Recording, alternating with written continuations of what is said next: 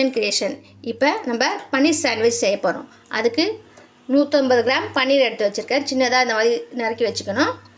2 வெங்காயம் இந்த மாதிரி பொடிசாக நறுக்கி வச்சுக்கணும். கேப்சிகம் இந்த மாதிரி பொடிசாக நறுக்கி வச்சுக்கணும்.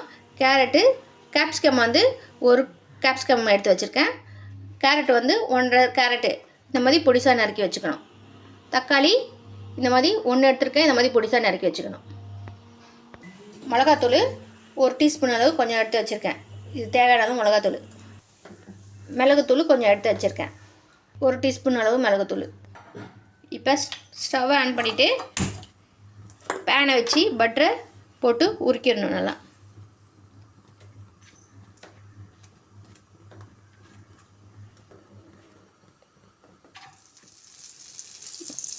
இப்போ பட்டர் உருக்கின உடனே பூண்டு சாப்ஸ் பண்ணி வச்ச பூண்டை கொஞ்சம் போட்டு இதை வறுக்கும். நல்லா ஃப்ளேவர் தரும். இந்த மாதிரி ஃப்ரை பண்ணி ரொம்ப கருக விடாமல் எடுத்து வச்சுக்கணும். தனியாக ஒரு பேனில் எடுத்து வச்சுக்கணும். பூண்டை பட்டரில் ஃப்ரை பண்ணி எடுத்து வச்சுக்கணும். ஸ்டவ் ஆன் பண்ணி கடாயை வச்சு கடாய் ஹீட் ஆன பிறகு எண்ணெய் ஊற்றி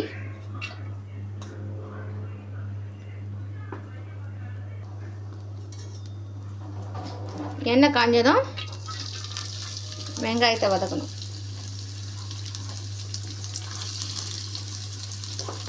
நம்ம நறுக்கி வச்ச 2 வெங்காயத்தை போட்டு இதில் நான் இப்போ சாண்ட்விச் பண்ணுறதுக்கு வெறும் கேரட்டும் கேப்சிகனும் தக்காளி பன்னீர் தான் எடுத்துருக்கேன். நீங்கள் விருப்பப்பட்டால் ஸ்வீட் கார்னும் பட்டாணியும் போட்டுக்கலாம். நீங்கள் விருப்பப்பட்டால்.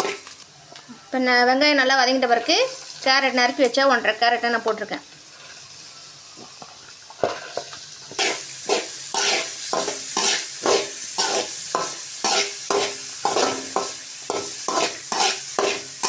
அதோடு சேர்த்து குடமிளகாவையும் 1 குடமிளகாய் நறுக்கி வச்சுருக்கோம். அதை சேர்த்து போடணும்.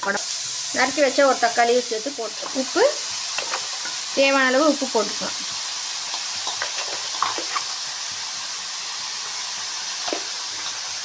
கடைசியாக பன்னீரை போட்டுக்கலாம். போட்டு நல்லா வதக்கணும். 1 டீஸ்பூன் வெறுமிளகாத்தூள் போடணும். மிளகுத்தூள் 1 டீஸ்பூன் போடணும்.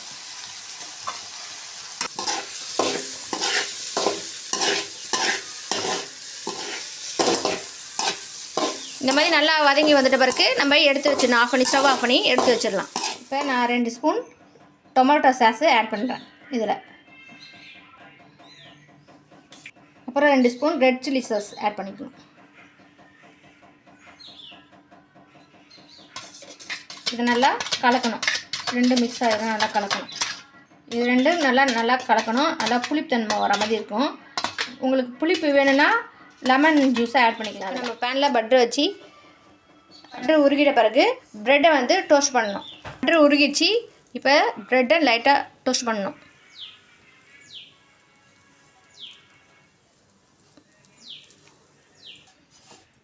நாலு ப்ரெட்டு பண்ணி எடுத்து வச்சுக்கோங்க.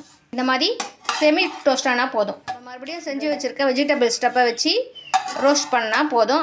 நம்ம ரோஸ்ட் பண்ண ப்ரெட்டில் வந்து பட்டரும் கார்லிக்கும் வந்து செஞ்சு வச்சுருந்தோம்ல அதை ஆட் பண்ணிக்கணும். அப்புறம் நம்ம செஞ்சு வச்சுருக்க வெஜிடபிள் ஸ்டப்பை வந்து ஆட் பண்ணணும். நம்ம செஞ்சு வச்சுருக்க sauce red chilli sauce tomato sauce இதை செஞ்சு வச்சிருந்த கலவையை இதில் மிக்ஸ் பண்ணி ஸ்ப்ரெட் பண்ணி வைக்கலாம். அப்படியே போட்டு கடைசியாக நம்ம இதில் ப்ரெட்டில் வந்து சீஸை மேலே வச்சு இன்னொரு ப்ரெட்டை வச்சு பேனில் ஃப்ரை பண்ணிடலாம். இந்த மாதிரி நம்ம ஃபேனில் ஃப்ரை பண்ணி வச்சுக்கணும். எடுத்து வச்சுக்கணும். ப்ரெஸ் பண்ணி அமுக்கி வைக்கணும். அப்போ தான் உள்ளே இருக்கிற காய்கறி சீஸ் எல்லாம் மெல்ட் ஆகி வரும். இந்த அளவுக்கு வறுபட்டுச்சுன்னா பன்னீர் சாண்ட்விச் ரெடி ஆகிடுச்சு. பிடிச்சிருந்தால் லைக் பண்ணுங்கள், ஷேர் பண்ணுங்கள், கமெண்ட் பண்ணுங்கள், சப்ஸ்கிரைப் பண்ணுங்கள். Priya kitchen creation.